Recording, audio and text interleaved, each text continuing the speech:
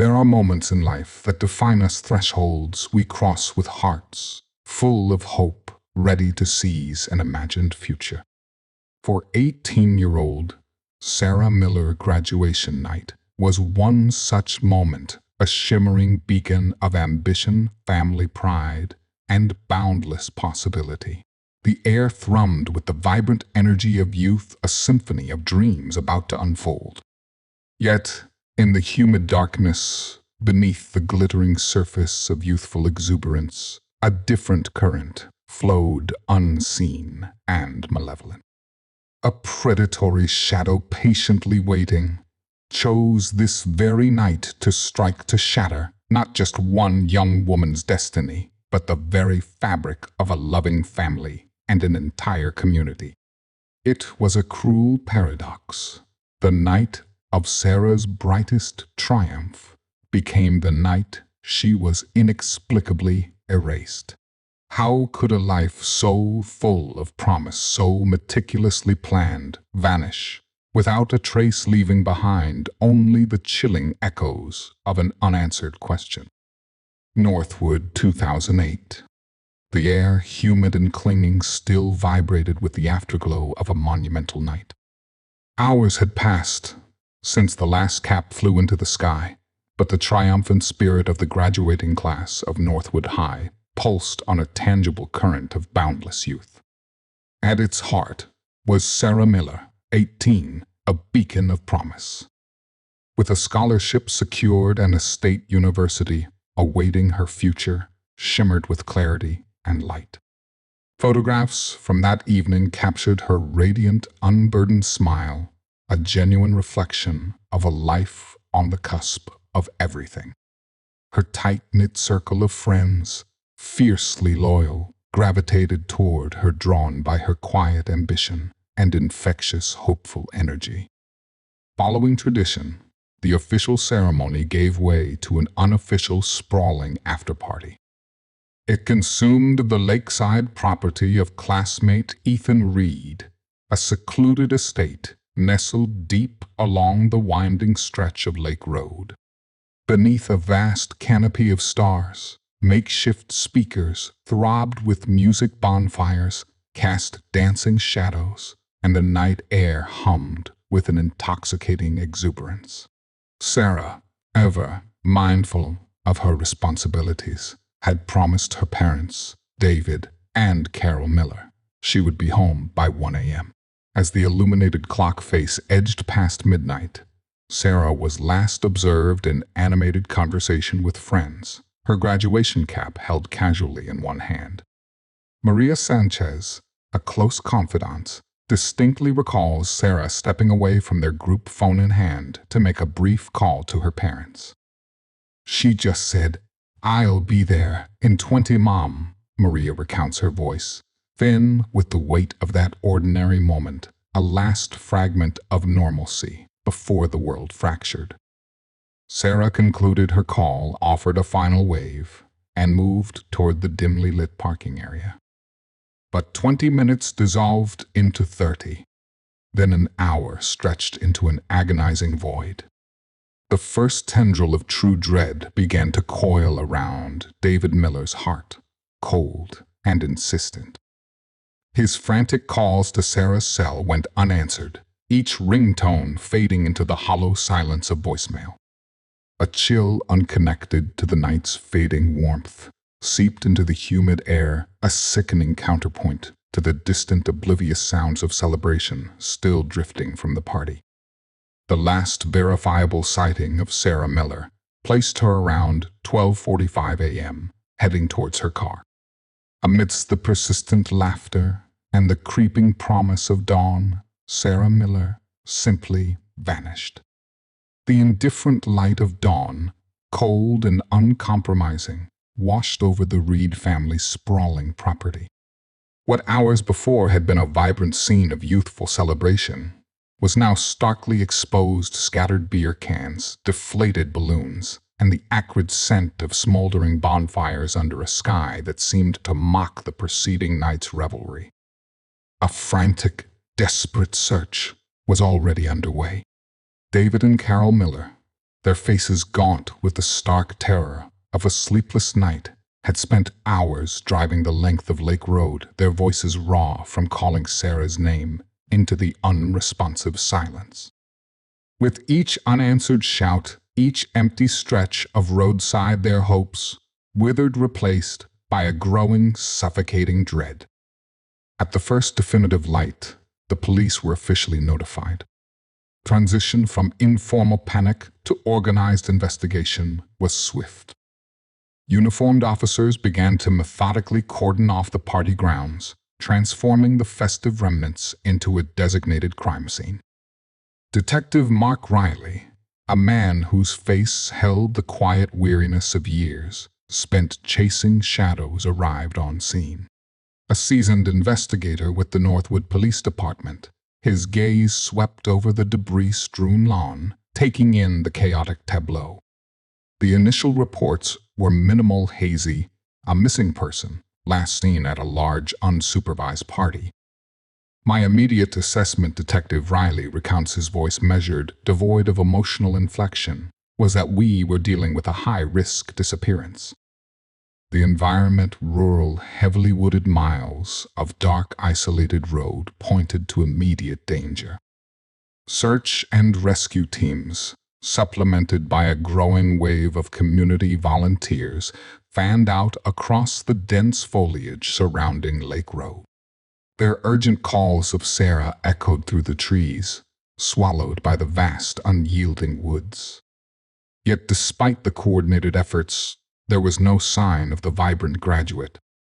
Sarah's modest sedan remained untouched in the parking lot, an eerie testament to her unfinished journey home. Then near the lake's edge, partially submerged in the thick, grasping mud, searchers discovered a single silver high heel.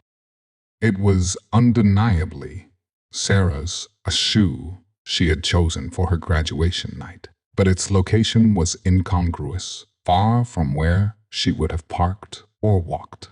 It was our first true gut punch. Carol Miller remembers, her voice now a fragile whisper, her hands clenching. Seeing that shoe, it just tore right through us. It wasn't just a lost shoe. It was a piece of her left behind, but not by choice. The initial hours were a desperate, adrenaline-fueled race against the clock, fueled by the slim hope of finding her alive. But as the indifferent sun climbed higher, baking the dew from the grass, a grim, undeniable truth began to solidify in Northwood. This wasn't merely a missing person. Something far more sinister had taken hold of Sarah Miller. Sarah's vanishing immediately turned a harsh investigative spotlight onto her closest connections. What began as a desperate search now bore the chilling hallmarks of something far more sinister, compelling Detective Riley to scrutinize Sarah's inner circle, those who knew her best and perhaps harbored secrets. Her boyfriend, Lucas Thorne, a fellow Northwood graduate, presented himself first. His eyes, still red-rimmed from tears and the exhaustion of sleepless nights, fixed on the detectives, a desperate plea for belief etched on his visibly distraught face. He maintained an unwavering declaration of innocence, explaining, his voice thick with raw emotion, that he had spent the better part of graduation night inside the Reed family's house, swept up in the dancing and celebration. He had simply assumed Sarah had left early to avoid the inevitable traffic. "I loved Sarah," Lucas choked out during his initial interview, his knuckles white as he gripped his knees. "I could never harm her." His emotional alibi found corroboration from multiple witnesses who placed him inside the residence until the early hours of dawn. Next, attention shifted to Ethan Reed, the party's host. While cooperative, Ethan's demeanor carried an unsettling flippancy. He recounted the night's events with a hazy memory, frequently citing excessive alcohol consumption. Almost immediately, his parents, pillars of the community, interceded. Their family attorney arrived swiftly, effectively erecting a barrier to further direct questioning. The unspoken implications of their protective stance hung heavily in the interrogation room. Then there was Damien Cross, a sullen classmate with a documented history of disciplinary issues and rumors of unwelcome advances towards Sarah earlier that semester. Damien admitted to seeing Sarah at the party, but vehemently denied any interaction with her after midnight. His alibi was vague, an uncorroborated claim of aimlessly driving through the night. His clipped, unforthcoming answers offered little clarity and only fueled growing suspicions. Detective Riley, ever pragmatic and unwavering, outlined the methodical process. You cast a wide net initially. You look at everyone with a motive and opportunity. You try to poke holes in every story, every alibi. Detectives grilled each suspect, meticulously tearing through their cell phone records and scrutinizing personal histories for any hidden red flags. But with each promising lead, the answers dissolved into frustrating ambiguity. The trail, once seemingly fresh, swiftly went cold, threatening to vanish into the same abyss as Sarah. Northwood's fragile hope began to fray at the edges. The enigma of Sarah Miller's vanishing deepened, with each passing hour casting an ever-lengthening shadow over the town, obscuring any clear path to the truth. As days blurred into weeks, the initial frenetic flurry of police activity gradually dwindled.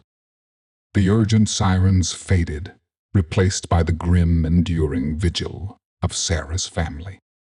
David and Carol Miller, once vibrant, now moved through their days with a palpable weariness, each step heavy, their lives entirely consumed by the agonizing search for their daughter.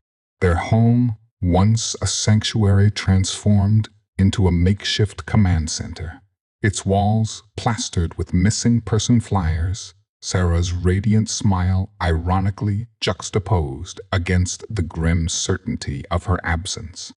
Every knock on the door, every ringing phone.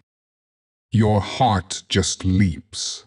Praying it's news, Carol describes her voice. Then her eyes distant, fixed on some unseen horizon of memory.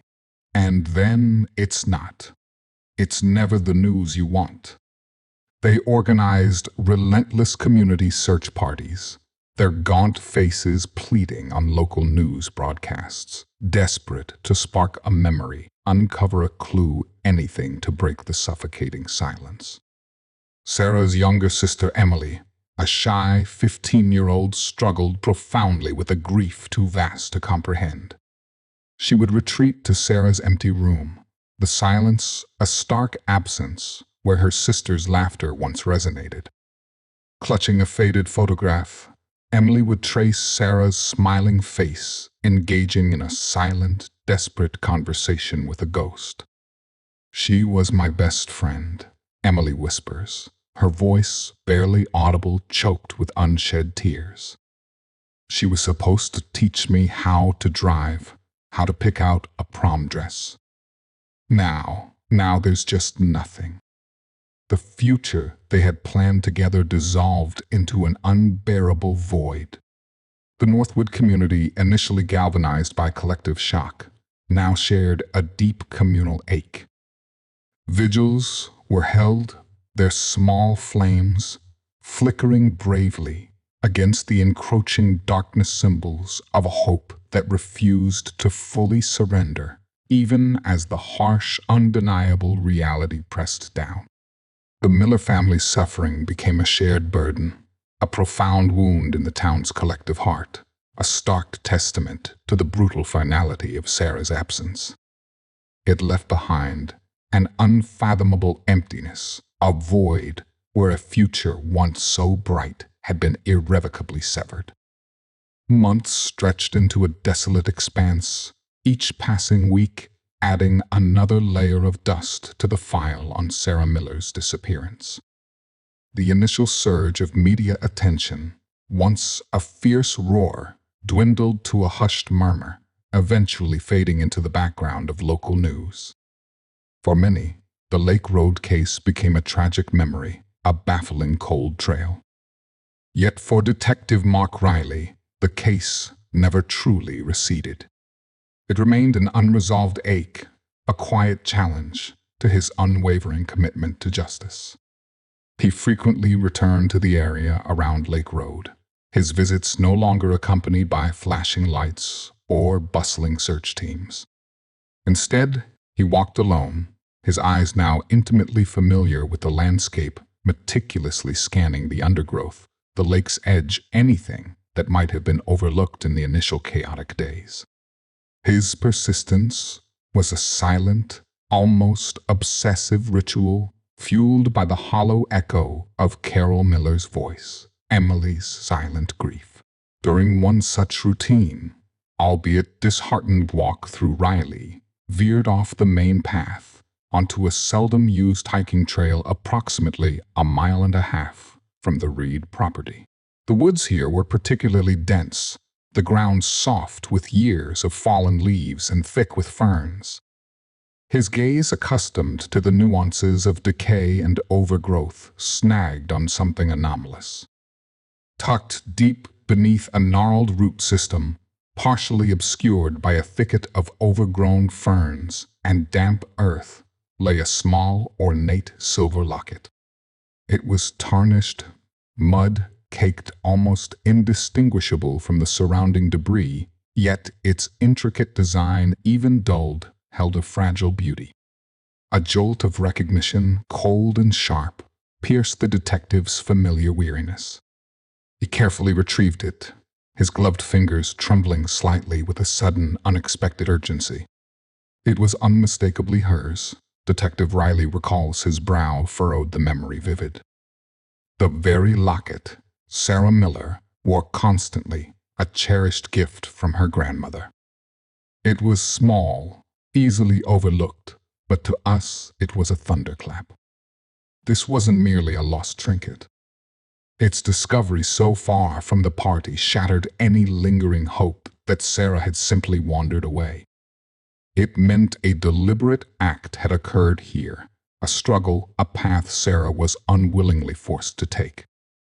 The locket was a faint whisper, barely audible after so long, but it had finally broken through the silence of the woods, pointing investigators in a chilling new direction. The silver locket, now the singular, most critical piece of evidence, arrived at the State Forensic Lab under a shroud of meticulous security. Its examination was painstaking, a slow and methodical unraveling of time's corrosive effects.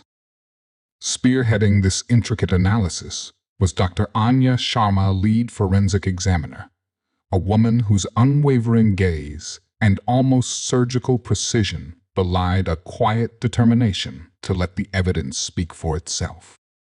Beneath layers of caked mud and deep tarnish, Dr. Sharma's team, working with microscopic exactitude, identified faint but distinct traces. The first was a minute synthetic fiber, not consistent with any known clothing Sarah Miller owned or wore. The second, a few microscopic specks of an unusual reddish-brown clay. These were the ghosts of the past, Dr. Sharma explains, her voice calm and authoritative, speaking to us through the unyielding language of science. They offered silent testimony to Sarah's last moments. The synthetic fiber proved particularly intriguing.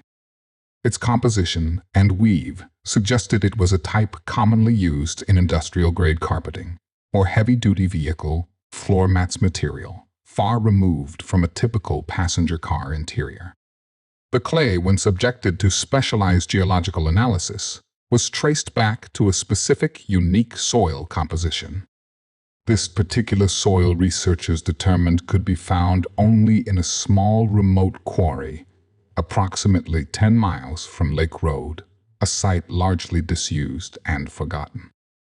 The significance of these findings was profound. This locket had not simply been lost. It had been dropped in a struggle exposed to a unique environment and almost certainly transported in a vehicle featuring an unusual carpet type. These were not direct answers, not a confession, but vital interlocking pieces of a complex puzzle. They allowed investigators to begin building a detailed profile of the perpetrator's environment, narrowing the once impossible breadth of their search from a vast, undefined void to a specific, identifiable context. Each microscopic finding echoed a silent story, bringing Sarah's last terrifying moments into chilling focus, providing critical direction to a re-energized investigation. Armed with the tantalizing forensic clues unearthed from Sarah's locket detective, Riley and his team embarked on a painstaking re-examination of everyone connected to the Lake Road party. Their scope broadened, dramatically extending beyond Sarah's immediate social circle to include any individual who might have had access to such an unusual vehicle or possessed a reason to frequent the remote quarry. They meticulously reviewed old-school yearbooks, cross-referenced local police logs, and sifted through employment records from every business near the quarry. The synthetic fiber and the unique reddish-brown clay had become their unlikely silent compass.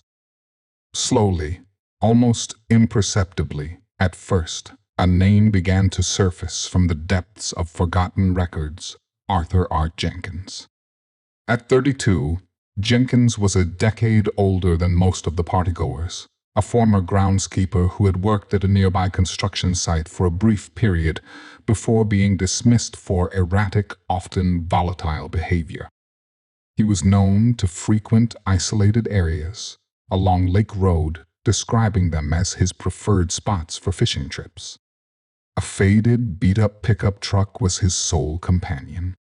Crucially, a previous minor traffic infraction report from years prior noted a distinctive industrial carpet liner in its bed, a detail that now screamed into the quiet of the detective's office. More chillingly, a distant, almost forgotten connection to the Reed family emerged. Jenkins had occasionally performed odd jobs for them years prior, a handyman of last resort. He was a ghost in the background of Sarah's life, a figure peripheral enough to be present at the party that night, yet entirely unnoticed and unremarked upon by the revelers. He was simply a face in the crowd, one among hundreds easily overlooked amidst the youthful chaos. He was the kind of guy who could blend in anywhere, disappear into the scenery, just a quiet presence detective. Riley observes, his voice tight-tinged with a grim understanding. The anonymous data, the fibers, the soil, all coalesced around one individual. Art Jenkins, a man who had long existed in the shadows, was now firmly, undeniably in their sights. The scattered threads of the case were beginning to weave together, pointing toward a terrifying conclusion. With Arthur Jenkins now identified as a prime person of interest, the decision was made to place him under intense surveillance. A dedicated team of detectives working in shifts meticulously documented his every move. Their days blurred into a monotonous rhythm of observation, logging his solitary trips to the local diner, his visits to isolated fishing spots along remote backroads, and his frequent, late-night drives through the deserted quarry area. Jenkins's behaviors were often irregular, at times displaying an almost obsessive quality. He would spend hours meticulously cleaning his faded pickup truck, scrubbing at the industrial carpet liner in the bed, a detail that now resonated with an unsettling significance given the unique fibers found on Sarah's locket. He rarely interacted with others, an almost unnerving solitude that made him a difficult subject to read, a man who seemed to exist on the fringes of society. The surveillance was a slow, agonizing process, a true test of the team's patience and resolve. We needed to build our case brick By painstaking brick detective, Riley recounts his expression grim. Every movement, every phone call, every interaction was logged and scrutinized. We were looking for patterns, for anomalies, for anything that would break through his quiet existence. Through weeks of relentless observation, they gathered enough circumstantial evidence to secure two crucial warrants, one for a tracking device on his vehicle, and more significantly, a search warrant for his modest home and specifically his pickup truck. The invisible net was drawing ever closer around Art Jenkins. Yet despite the compelling mosaic of clues, the truck, the fibers, the quarry soil, his solitary habits, the evidence remained circumstantial. They needed something more, something definitive to shatter his unsettling demeanor and reveal the truth of what happened on Lake Road. The pursuit of justice was methodical, unforgiving, demanding absolute certainty to pierce the veil of deceit. The interrogation room, a stark, cold box, was designed to amplify discomfort and strip away pretense. Arthur Jenkins sat across from Detective Riley, his face a carefully constructed mask, his expression unreadable.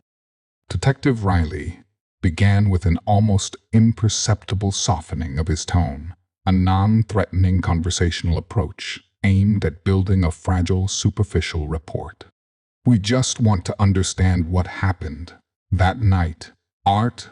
The detective began, his voice calm, even a quiet invitation to honesty. Jenkins initially projected an air of polite confusion, feigning ignorance with a slight shrug. "Lake Road graduation party. I don't recall being there, officer. Too many people." He denied any knowledge of Sarah Miller, claiming he had been at home alone watching television. His story was vague, peppered with convenient memory lapses and evasions, each answer designed to deflect and obscure. But Detective Riley had meticulously prepared for this moment. He slowly, methodically began to dismantle Jenkins's carefully constructed facade piece by painstaking piece. He laid out the evidence, the undeniable proximity of Jenkins's home to Lake Road, his prior work at the remote quarry, the distinctive industrial carpet found in his pickup truck, and crucially, the rare soil composition found at the Lockett site, a perfect match for that same quarry. Jenkins's calm exterior began to crack subtle at first, then more pronounced. He shifted in his seat, his eyes darting around the sterile room, searching for an escape, a weakness. "You're trying to pin this on me," he hissed, his voice rising, a tremor of anger replacing his feigned indifference. "I didn't do anything." He then launched into an elaborate, albeit flimsy, false narrative, claiming he had been mistaken for someone else, or perhaps that Sarah had been having a secret rendezvous that night, attempting to introduce a manufactured confusion into the narrative. Detective Riley leaned forward, his gaze unwavering, directly challenging the growing inconsistencies. "Then why, Art," he pressed, his voice cutting through Jenkins's rising panic, "would your unique truck carpet fibers be found on Sarah Miller's Lockett fibers, identical to those in your truck?" The psychological pressure mounted relentlessly, a tightening vise. The truth, battered and struggling, fought for air beneath the suffocating layers of Jenkins's deceit. Turning point arrived with the cold, undeniable authority of forensic science. Detective Riley sat opposite Arthur Jenkins once more, a single, unassuming document resting on the table between them. This time, the game of cat and mouse was over. Forensic results confirmed a definitive DNA match, a minute trace of blood painstakingly recovered from beneath the intricate engravings of Sarah Miller's silver locket, unequivocally belonged to Arthur Jenkins. Confronted with this irrefutable scientific proof, Jenkins's carefully constructed wall of denial did not merely crack, it imploded. His calm veneer shattered, replaced first by a surge of agitated hostility that made his body stiffen, then a chilling guttural silence that filled the room with an almost physical weight. His eyes, which had previously darted with evasiveness, now fixed on the DNA report, his face draining of color until it was a sickly pallor. With a sudden, violent motion, he slammed his fist onto the steel table, the sharp clang echoing yelling incoherently about being framed about a conspiracy. Then the dam broke. "I didn't mean for it to happen," he finally screamed, his voice raw, desperate, and stripped of all pretense. The confession, once forcefully withheld, now spilled out a twisted, forced stream of words. He admitted seeing Sarah at the party, his attention fixed on her as she walked to her car. He claimed he had followed her initially just to talk, when she had spurned his advances, leading to an impulsive, violent altercation near the walking trail. A brutal struggle ensued. He confessed to dragging her deeper into the dense woods, taking her life in a fit of rage, and then, in the suffocating darkness, driving her body to a remote, disused section of the quarry. There, under the cover of night, he buried her. The confession was brutal, devoid of any genuine remorse, a desperate, transparent attempt to minimize his culpability, to paint himself as a victim of circumstance. "The truth finally out," Detective Riley states, his voice heavy with the grim weight of the details. But the reality of it was far more horrific than we could have imagined. It was a monster story. With the confession, the location of Sarah's body was confirmed. Investigators descended on the desolate quarry, a site that had silently held its terrifying secret for months. The recovery brought a grim, agonizing finality to the search, offering a form of closure to the Miller family.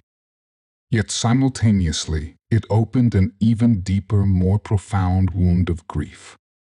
Torment of uncertainty was gone, replaced by the crushing truth of their beloved daughter's fate.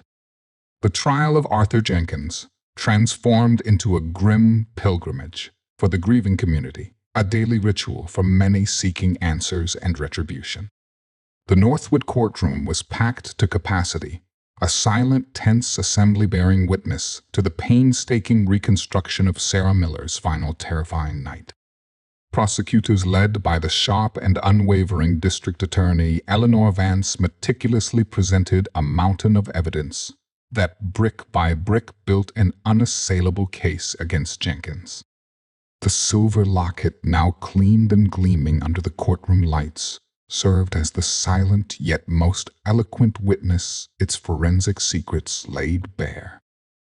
Dr. Anya Sharma, the lead forensic examiner, calmly detailed the synthetic fibers and unique quarry clay, explaining how each microscopic particle linked Jenkins to the crime scene and the disposal site. Detective Riley, a stoic presence on the stand, recounted the slow, methodical process of identifying Jenkins, the frustrating dead ends, and finally the breakthrough discovery that tightened the investigative net. He meticulously outlined Jenkins's own inconsistent statements during interrogation, each lie eroding his credibility further. Then the chilling, detailed confession itself was presented, playing for the jury, a haunting echo of Jenkins's raw, desperate words. The state's case was simple. District Attorney Vance declared in her opening statement, her voice resonating with quiet power. The defendant's own actions, his own words, and his own DNA placed him at the scene of the crime and ultimately sealed Sarah Miller's tragic fate. The defense, in a last-ditch effort to salvage Jenkins from the overwhelming evidence, attempted to portray him as a confused individual, emotionally distraught, and coerced into a false confession by relentless police tactics. They argued for reasonable doubt, suggesting alternative scenarios, but their efforts seemed futile against the sheer volume and scientific precision of the prosecution's case. The scientific evidence, meticulously explained and visually compelling, was simply overwhelming, each piece a damning indictment. In the front row, day after agonizing day, sat David and Carol Miller. Their faces were etched with an indelible pain, the grief a constant, visible presence. Yet, beneath the sorrow, they radiated a quiet, unyielding strength, a profound dignity born of their enduring love for Sarah and their unwavering commitment to seeing justice served. Sarah's younger sister, Emily, now 17, approached the witness stand to deliver her victim impact statement. Her voice, trembling at first, with the weight of her sister's absence, grew stronger with each word, transforming grief into an accusatory clarity. Sarah was vibrant, full of light, and you took that from her, from us. Emily declared, her gaze fixed with unwavering intensity on Jenkins, who refused to meet her eyes. Arthur Jenkins must never be allowed to walk the earth as a free person. He stole everything from her and from us. The jury, after only a few hours of deliberation, returned to the courtroom. The air crackled with anticipation. The foreman stood, and the verdict was read guilty. A collective gasp, then a wave of profound relief, mixed with an equally deep sadness, washed over the courtroom. Carol Miller gripped David's hand, tears finally flowing freely down her face, a complex blend of agony and a fragile sense of vindication. Justice in its slow, grinding fashion had finally been served for Sarah Miller. It was not a balm for their wounds, but a cornerstone of retribution, solidifying a truth they had fought so tirelessly to uncover. The conviction of Arthur Jenkins, though a legal endpoint, offered only a fragile form of closure. For David and Carl Miller, the raw, aching wound of Sarah's absence never truly healed. It became a permanent void, a silent space at their dinner table, a future unlived. Justice in its cold, precise application had been served, but it possessed no power to restore what was lost. In the years that followed, David and Carol channeled their profound grief into a steadfast purpose, ensuring Sarah's memory transcended her tragic fate. They saw her not as a victim, but as the ambitious, kind, and hopeful young woman she had been. At Northwood High, they established the Sarah Miller Scholarship Fund, an enduring testament to her spirit. Each year, it provides financial assistance to aspiring students, particularly those pursuing higher education in fields Sarah herself had dreamed of. It was a tangible way to keep her essence alive, a defiant act of light against the consuming darkness. Sarah's younger sister Emily was profoundly shaped by the tragedy. The shy 15-year-old who once sought refuge in Sarah's empty room blossomed into a determined young woman. Inspired by her sister's indomitable spirit and Detective Riley's unwavering tenacity, Emily forged a path dedicated to justice. She pursued a degree in law enforcement, her resolve hardening with each passing semester. Her mission to advocate for victims and their families, to ensure no other family suffered the same agonizing uncertainty. You can't bring her back, Emily reflects now, her voice calm, resilient, yet tinged with the deep wisdom of her loss. But you can make sure her life, her story means something. You can fight for others who can't fight for themselves. Her professional dedication became a living testament to Sarah, a promise kept. The Lake Road case left an indelible mark on Northwood, a somber reminder of the darkness that can lurk in unexpected places beneath the seemingly tranquil surface of ordinary life. It forced the community to confront its own vulnerabilities, to acknowledge that even in their quiet town, unspeakable evil could strike. Yet, in equal measure, it became a powerful testament to the unwavering dedication of investigators like Detective Riley, the transformative power of forensic science to give voice to the voiceless and the enduring strength of a family shattered by tragedy, but held together by an unbreakable love. Each year, on the anniversary of Sarah's graduation, a quiet gathering takes place by the tranquil waters of the lake. It is not solely a space for mourning, but a sacred time to celebrate the bright, vibrant life of Sarah Miller, a life tragically cut short but never, ever forgotten. Her memory, like ripples on the lake, continues to radiate outward, a quiet, insistent echo of hope, resilience, and enduring love in the face of immense sorrow. The lake's whispered secrets may conceal, but the relentless pursuit of truth ensures memory's enduring echo. If you're drawn to the relentless pursuit of truth in the shadows of cases like the Lake Road disappearance, then subscribe to Shadow Files for more untold stories. Don't forget to subscribe to Shadow Files and hit the notification bell.